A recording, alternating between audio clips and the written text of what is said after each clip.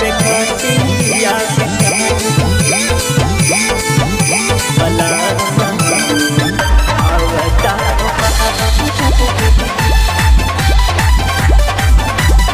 आंगे आंगे दुखाता हो तोहे नहीं बुझाता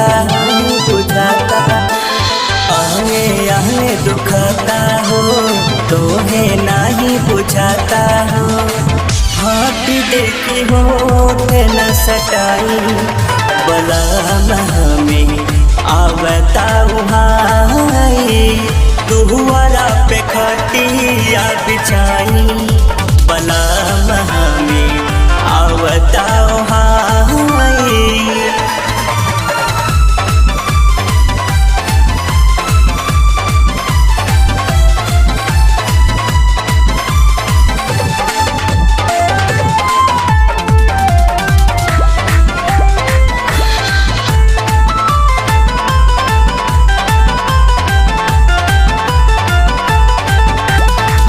खैला से धान रावर काम नहीं होई छोड़ी ना कलाई राजा देख ले कोई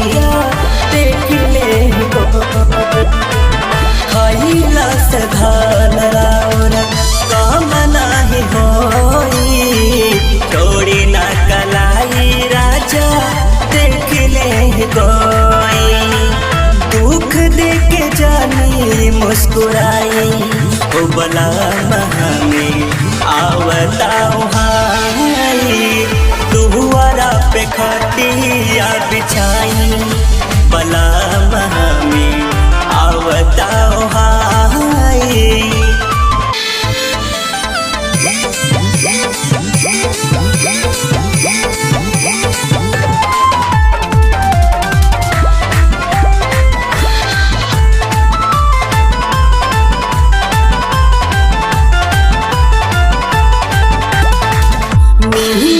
जगवा रखी कुछ दिन यातर पार्टी बनाई पुंत देह भैल पातर मीरा जगवा रखी कुछ दिन यातर पार्टी बनाई पुंत देह भैल पातर हट जाने ऐसे न सताई बला में आवताऊ हाई दुआरा पे खटिया बिछाई बला में आवताऊ हाई।